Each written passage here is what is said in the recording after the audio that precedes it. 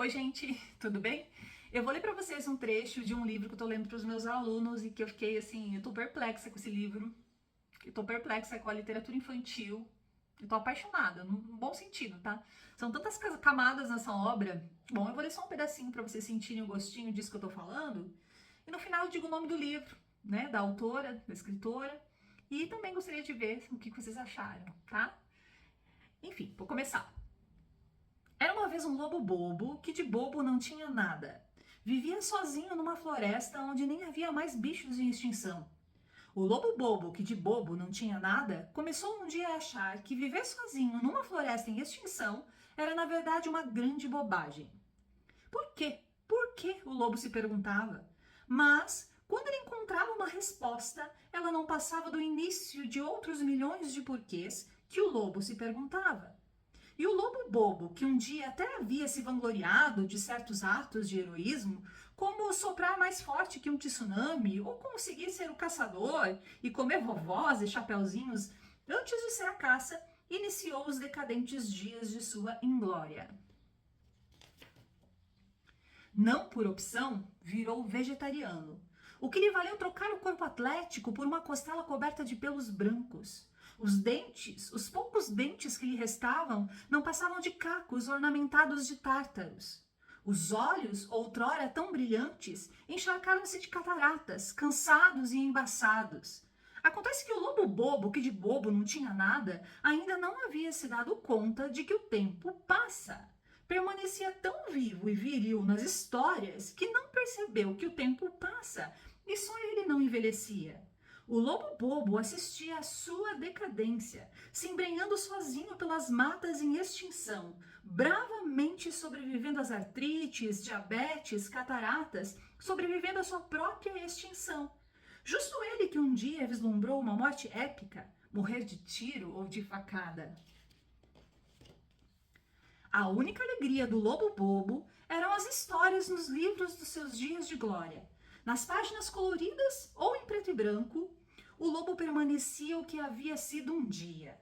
Cometia os 7 pecados capitais, sem se preocupar com o descanso final, já que se sentia eterno. Os rios, que antes serviam como espelho, desapareceram.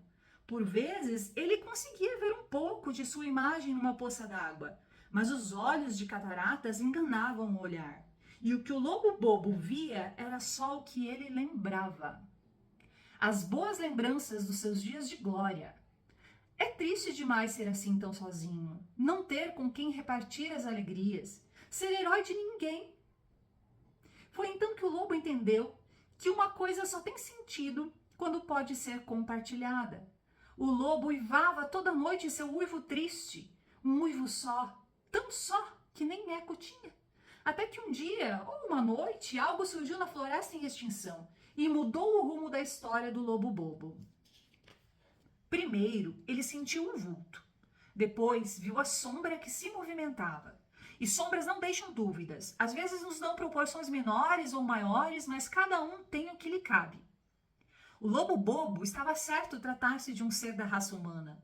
Seres que não estavam em extinção e se multiplicavam como os ratos. Ficou de espreita, pois não era nada bobo. Um homem sozinho na floresta em extinção era sinal de perigo. Se era o caçador, só restava ao lobo ser a caça. O lobo, então, ergueu a sua carcaça velha e sentiu todos os ossos estalarem. E ele se deu conta de que não dava mais conta. Mas por quê? Por quê? O lobo se perguntava. Onde estava o intrépido lobo, mau, que destemidamente dominava a floresta? Ó céus! O intrépido lobo mau se escondia atrás da falta de sentidos. Quase cego, quase surdo, um vegetariano numa floresta em extinção, sem tato nas patas e sem olfato. Não seria possível enfrentar um inimigo. Mas foi sempre assim em todos os tempos. O caçador andava armado em armas de pólvora, e assim mesmo o lobo não tinha medo. O lobo, que não tinha medo de nada, estava se borrando todo de medo do homem. Mesmo sem sentidos, ele não havia perdido seus instintos. E num bravo ato de coragem, desafiando a sua existência em extinção, o lobo uivou.